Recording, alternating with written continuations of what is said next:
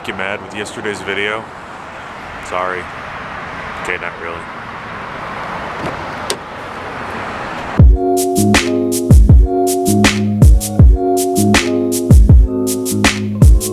First day back to work, and what am I doing?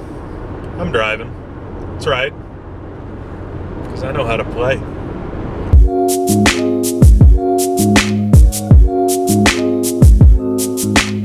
I keep getting weather notices on my phone that there is a dense fog advisory for the state of Missouri. There is a dense fog over Missouri. Nothing could be further from the truth.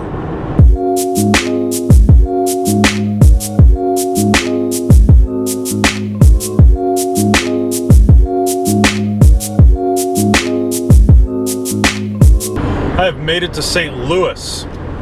Yay! I'm actually here for a meeting this afternoon, but one of the people that I'm meeting with is a friend of mine named Rob, and he said that if I showed up early, he would take me for some, and I'm quoting here, fabulous St. Louis barbecue. You know, there are times in life where you want to be agreeable to people because they're your friends and you don't want to dismiss hospitality, but you know, some things are just too egregious to let go, and I'm not sure that, quote, fabulous St. Louis barbecue is one of those things that I can just let go. I think I'm going to need to teach Rob a lesson, help him to understand what we mean when we talk about barbecue, you know, those kinds of things. So pray for me, would you? Because, well, my dear friend needs some help. Clearly he needs Jesus. Clearly.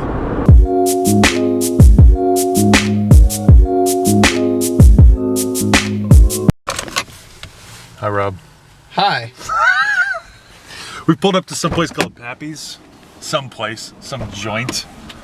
Yeah, we'll see about this. This is real barbecue. The smell smells good. It should. I mean, come on.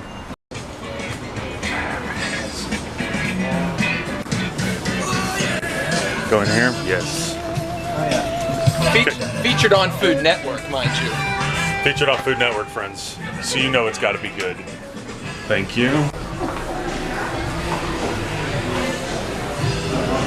How you doing, guys? Doing well. Awesome. How are you? That's rib. See, that's what I'm talking about. Rib. We gotta get you some rib. One eternity later.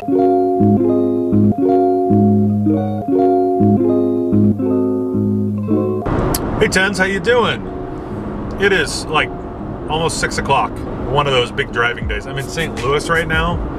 Drove over here this morning, had a meeting, and I'm now driving home. Just one of those days. Not a lot to film, sorry.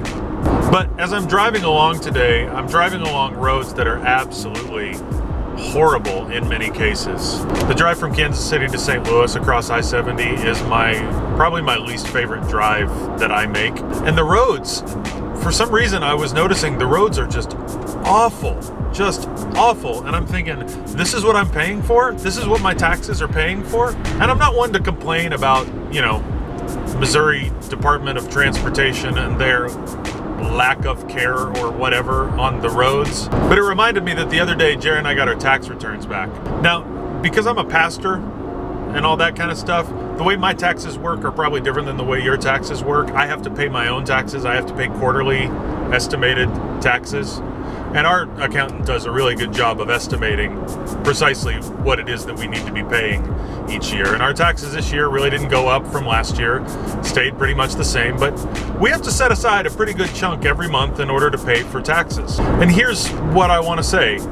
I'm very happy to pay my taxes. I am very happy to pay my taxes. I am not complaining about paying my taxes. I noticed on Facebook the other day, somebody said, you know, if Bernie Sanders gets elected, the average American is going to see an increase of like, I don't know, $5,000 to $6,000 on their taxes. I did a calculation. That's not going to be what I would have to do. For instance, if Bernie Sanders, a Democratic socialist, gets elected, my taxes are going to go up maybe $100 a month. And you know what? I'm not going to complain about it. I will not complain about it. And I have personal as well as logical reasons for not complaining about paying my taxes. And the personal reason is this. When Jer and I were young, when we first got married, and she was pregnant, we couldn't afford to have a baby. And so the taxes that somebody paid allowed us to have a baby. We did not have to go into debt because, well, the government paid for us to have a baby. We made very, very little money at that time. And, well, the government provided food vouchers for us. We got to be on the Women and Infant Children Food Program, WIC. We got to do that. We did that for a long, long time, even up until the point when we moved to Liberty and I took the job as pastor in Liberty.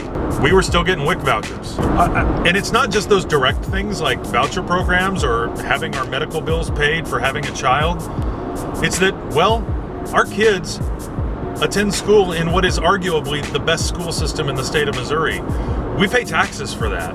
And I'm grateful for it. When our kids were younger, do you know how many story times we went to at the local public library?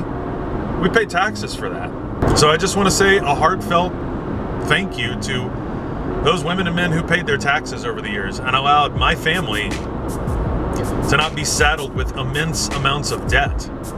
That allowed my family to live what, frankly, wasn't a glorious or glamorous life, but it was a pretty good life. We didn't have to worry about whether or not we were going to have food to feed our kids. We didn't have to worry about that. We didn't have to worry about having crushing medical debt as we tried to get our lives started. And so when I hear about things like free college proposals, that sounds, well, as I've got a senior getting ready to go to college next year, that sounds amazing to me. And I would gladly pay $100 more a month if it meant that my kids could go to college for free. I'm not sad to pay my taxes, Tens, and I hope that you're not either. I hope that you realize that this is a great way that we take care of one another. Yeah, okay, I'm gonna drive home now. I'll see you tomorrow.